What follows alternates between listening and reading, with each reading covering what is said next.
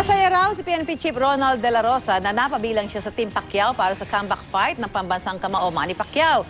Si Chief De La Rosa ang nagsilbing flag bearer para sa laban ni Pacman. Narito ang report ni Mav Gonzales. Pagkatapos ng laban at bago sumabak muli sa trabaho, eksklusibong nakausap ng GMA News sina Senator Manny Pacquiao at PNP Chief Ronald Bato de la Rosa. Magkatabi sila sa eroplano at nagbiroan pa ang magkumpare sa mga nangyari sa paghaharap ni Manny at Jessie Vargas. First time na senador lumaban ng boxing. Tapos yung flag bearer niya, si PNP. Tapos yung muse niya, Miss Universe. Grabing sigaw niya. Kinabahan nga ako dahil first time ko umakyat sa stage, sa ring. Baka mamaya nga, baka pag natalo siya, ako pagbintangan na malas, ako ang malas. Kaya hindi ako napapalagay doon sa baba. Kailangan sabi ko, dapat manalo talaga ito. Sigaw ko na sigaw. Pag tumama siya, ginagano ko siya, abante pre, abante. Natawa naman si General Bato sa nag-viral niyang picture kung saan nasa likod siya ni Pacman. Tumingin ako sa taas. Sabi ko, Lord, salamat. Salamat, Lord. At nanalo si Paring Manny. Salamat, Lord. Dahil tingin ako sa taas dahil wala man tayo ibang pasalamatan kundi si Lord, di ba? At salamat din ako at nakabakasyon yung buong pamilya ko. Masaya kami. Kahit naigsi lang, nakapagbakasyon kami.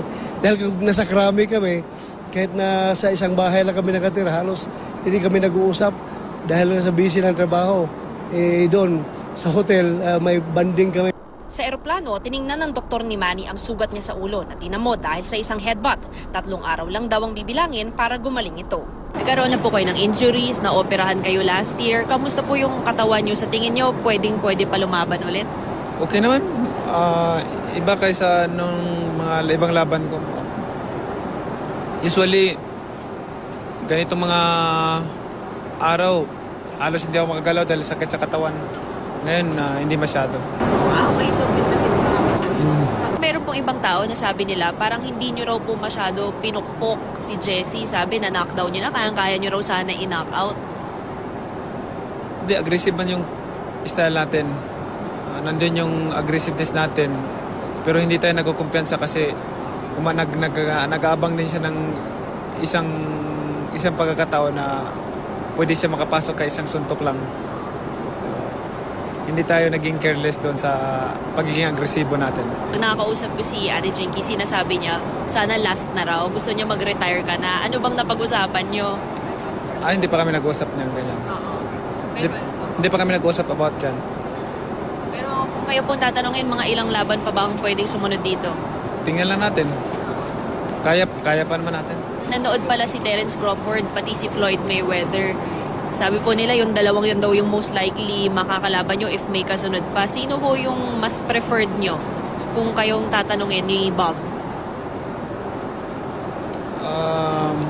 Mas gugustuhin yung makalaban? Depende sa kanilang dalawa. Depende kung sino magiging makasundo. Pero okay po sa inyo pareho? Okay naman. Kung si General Bato ang tatanungin, mga fans humihiling Mayweather fight daw. Sa tingin niyo po ba kung magkalaban sila ulit, anong mangyayari? Panalo tayo. Dapat panalo talaga tayo. Gustong-gusto yan ang hinihintay natin, di ba? Return bout nila. Dapat matuloy yan para masaya. Ngayon, aabangan na lang. Balik trabaho muna kayo pareho. Oo, trabaho. First time yun na ako, di ba? Pareho kami dalawa, tingnan mo. Yung pamilya namin naiwan sa Amerika. Nagbabakasyon pa sila. Umuwi kami kagad dahil may trabaho kami. Wala, pareho tayo. Servisyo muna. Game na game naman na nakipag-picture taking sina Pacman at Bato sa mga kapwa pasahero. Bukod kay General Bato, nakasabay rin sa eroplano sina Agriculture Secretary Manny Piñol at former Governor Chavit Singson. Ito ang unang balita sa Los Angeles, California. Mav Gonzales reporting.